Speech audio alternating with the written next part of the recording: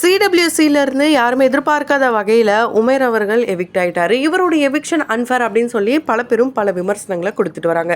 இந்த நிலையில அவர் வீடியோ ஒன்று ரிலீஸ் பண்ணியிருக்காரு. அவர் மட்டும் இல்லாம குரேஷி அண்ட் மாதம்பட்டி ரங்கராஜோட இரண்டாவது மனைவியான ஜாய் இவங்களும் அவரை பத்தி நிறைய விஷயங்கள் சொல்லியிருக்காங்க. ஸோ உமேருக்கும் ரங்கராஜ் ஜாய் இவங்க 3 பேருக்கும் என்ன தொடர்பு அப்படின்றத தான் இந்த வீடியோல பார்க்க போறோம். வாங்க இந்த வீடியோக்குள்ள போகலாம். அதுக்கு முன்னாடி நம்ம சிறி சமூகம் சேனலை சப்ஸ்கிரைப் பண்ணாதவங்க மறக்காம சப்ஸ்கிரைப் பண்ணிட்டு பக்கத்துல இருக்க பெல் ஐகானையும் மறக்காம பிரஸ் பண்ணிடுங்க.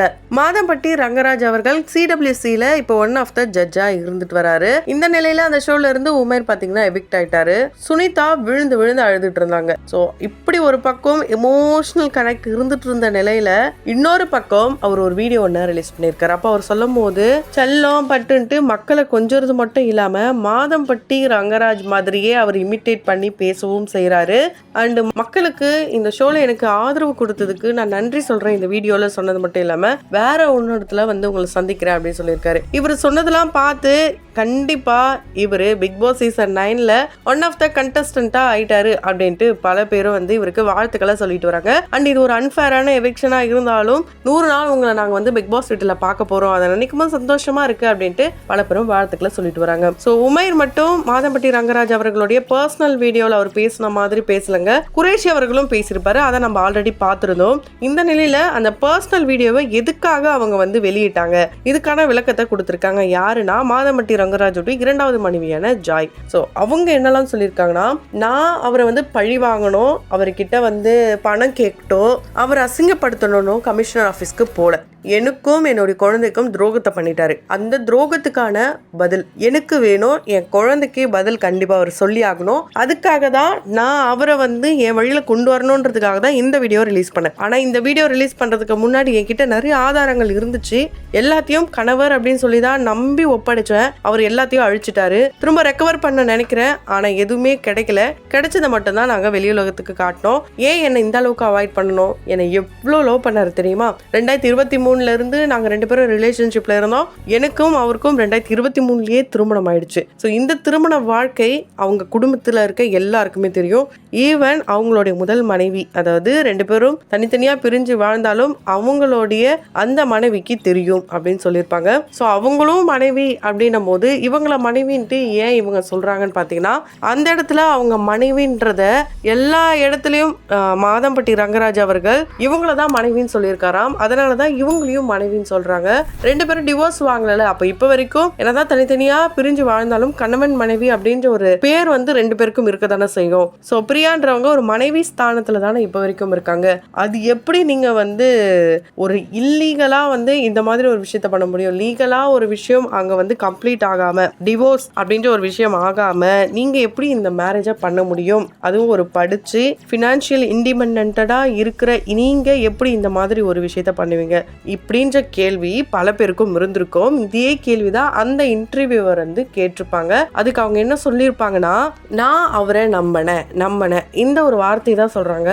அதுவும் இல்லாம இவங்களுக்கு ஒன்றும் ரொம்ப சின்ன வயசு கிடையாது, ஒரு 30+, அவரு ஒரு 40+. இப்படி இருக்கும்போது கண்டிப்பா ஒரு குழந்தை பிறக்கணும் அப்படின்ற ஒரு விஷயம் பார்த்தீங்கன்னா 2 பேருடைய சம்மதம் இருந்தா மட்டும்தான் அந்த ஒரு விஷயம் நடக்கும். அப்படி இருக்கும்போது எல்லாம் பண்ணிட்டு ஒண்ணுமே பண்ணல, இவங்க வந்து எனக்கு யாருன்னே தெரியாது அப்படின்ற மாதிரி தான் பிஹேவ் பண்ணிட்டு வராரு மாதம்பட்டி ரங்கராஜ். ஸோ ஒருத்தவங்களை பார்த்த உடனே பாரு இவ்வளோ நல்லவரா அப்படின்ட்டு ஆரம்பத்துல வந்து அவருடைய ஆக்டிடியூட் எல்லாத்தையும் பார்த்து சொன்னவங்க எல்லாரும் இப்போ இவ்வளோ கேவலமான மனுஷனா அப்படின்னு பல பேரும் பல விமர்சனங்களை கொடுத்துட்டு வராங்க. ஒரு பொண்ணா இருக்கிறவங்க சரி இவங்களே தப்பே பண்ணிட்டாங்க, இவங்களே தான் வந்து நிறைய பேர் வந்து என்ன கமெண்ட் பண்றாங்கன்னா, இன்னொருத்தவங்களுடைய கணவர் வந்து உனக்கு தேவையா அப்படின்ற கேள்விதான் கேட்கறாங்க.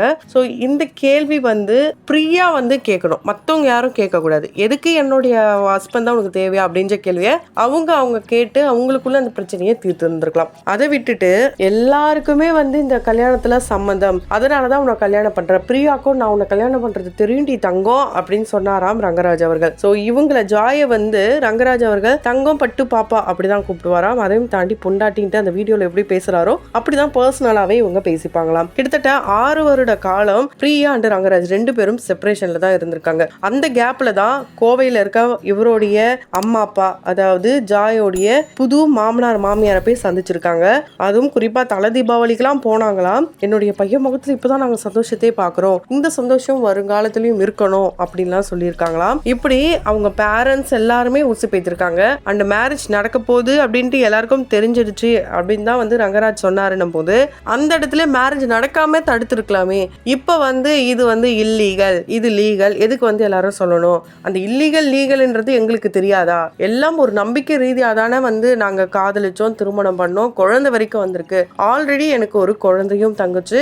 அந்த குழந்தை வேணும்னு கேட்டது அவர் தான். எனக்கு ஒரு பெண் குழந்தை வேணும், எனக்கு ஆல்ரெடி 2 பசங்க இருக்காங்க, என் பையன்களை எனக்கு ரொம்ப பிடிக்கும் அப்படிலாம் அவர் சொல்லுவாராம். அந்த பசங்க கிட்டயும் பேசுவாராம். ஆனா அந்த 1.5 வருஷத்துல இவங்க வீடு எடுத்து கொடுத்து தங்கின அந்த ஒரு வீட்டுல வந்து இருக்கும் போது எந்த நேரத்திலயுமே வந்து பிரியா இவருக்கு கால் பண்ணி பேசினதே கிடையாதாம். அதனாலதான் இவங்க வந்து இன்னும் ஸ்ட்ராங் ஆனாங்களாம். ஓகே, நம்ம தான் இவருக்கு எல்லாமே அப்படின்னு நினைச்சிருக்காங்க.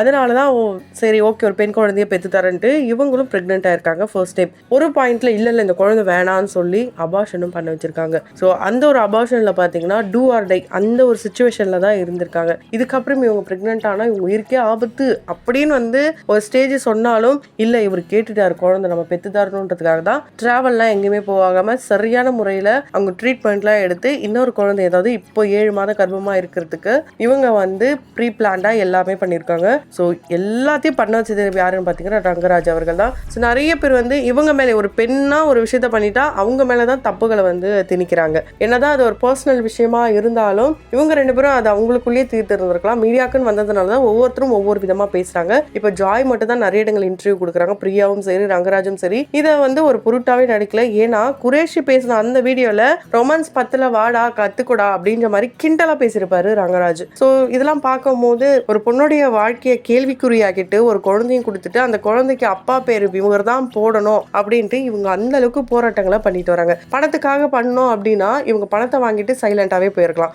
இந்த அளவுக்கு பண்ணணும்னு அவசியம் கிடையாது. அதே நேரம் ஜாய் அவங்க பண்றதுலயும் மிகப்பெரிய தவறு இருக்கு. ஒருத்தரை வந்து பர்சனலா அவருடைய ஈகோவை டச் பண்ற வகையில பப்ளிக்கா எல்லாத்தையும் பண்ணிட்டு திரும்ப என்னோடய வந்து வாழு அப்படின்னு சொல்லும் போது அந்த ஒரு திருமண பந்தத்துல எந்த ஒரு அழகான காதல் அப்படின்ற ஒரு விஷயம் இருக்காது. ஏதோ ஒரு கட்டாயத்துக்கு ஓகே எல்லாம் முன்னாடி இருக்கலாம் அப்படின்ற மாதிரி தான் இருக்குமே தவிர இவங்க முன்னாடி இருந்த மாதிரி அந்த வாழ்க்கை அமையாது. ஸோ இந்த ஜாய் பண்றதுக்கு முன்னாடி இந்த போல வந்து எல்லா பிரஸ் மீடியா எல்லாரும் முன்னாடியும் இவங்க பர்சனல் விஷயத்த சொல்றதுக்கு முன்னாடி அவங்களுக்குள்ள சில பேச்சுவார்த்தைகள்லாம் பண்ணிட்டு இது இந்த அளவுக்கு கொண்டு வராம இருந்திருந்தா ரொம்ப நல்லா இருந்திருக்கும். ஏன்னா திருமணம் அப்படின்றது ஒருத்தவங்களுடைய பர்சனல் சாய்ஸ், அது அவங்களுக்குள்ள பண்ணிக்கிறது, அது அவங்க எடுக்கிற முடிவு. அதுல வந்து ஒவ்வொருத்தரும் ஒவ்வொரு விதத்துல வந்து நம்ம தவறா கமெண்ட் பண்றது ரொம்ப ரொம்ப தப்பான விஷயம்.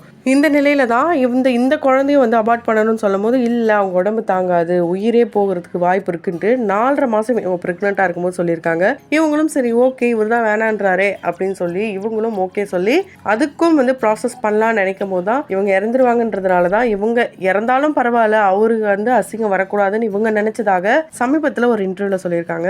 ஸோ ஜாய் பண்ணதுலயும் ரொம்ப பெரிய தப்பு. ஒரு லீகலா டிவோர்ஸ் ஆகாம ஹஸ்பண்ட் அண்ட் ஒய்ஃப் செப்பரேஷன்ல இருக்காங்க. ஓகே அந்த கேப்பை ஃபில் பண்ணணும் அப்படின்றதுக்காக நட்பு ரீதியா பழகி இப்போ வந்து இவ்வளோ பெரிய இஷ்யூ. ஒரு குழந்தையுடைய வாழ்க்கையும் கேள்விக்குறியா இருக்கு, பெண்ணுடைய வாழ்க்கையும் கேள்விக்குறியா இருக்கு. இவங்க வந்து செலிபிரிட்டியா இருக்கிறதுனால இந்த அளவுக்கு பெருசா வந்து பேசப்பட்டு வருது. இல்லைன்னா இந்த ஒரு நிலைமை வந்து சொல்வதெல்லாம் உண்மை இந்த ஒரு ஷோக்கு தான் போயிட்டு அது 2 பேரும் சைட்லயும் கத்திட்டு எந்த ஒரு நீதியும் கிடைக்காம கடைசியா போயிடுவாங்க. சொசைட்டில நல்ல பேரோட இருந்தவங்க தான் இந்த 2 பேரும், மாதவட்டி ரங்கராஜ் அண்ட் ஜாய். ஸோ இவங்களுடைய தனிப்பட்ட வாழ்க்கை முறையை தனிப்பட்ட முறையில முடிச்சிருந்தாங்கன்னா இந்த அளவுக்கு வந்திருக்காது. ஆனா ஒவ்வொருத்தரும் விமர்சனம் பண்ற மாதிரியும் தேவையில்லாம தவறான கருத்துக்களை பதிவிடுற வகையில இவங்க வந்து இன்டர்வியூ கொடுத்துட்டு இருக்காங்க. இது எல்லாத்துக்கும் வந்து என்ன காரணம்னா என்னுடைய குழந்தைக்கு அவரு தான் அப்பா அப்படின்றத அவர் வாயால சொல்லணும்ன்றது தான் இவங்களுடைய விருப்பமா இருக்கு.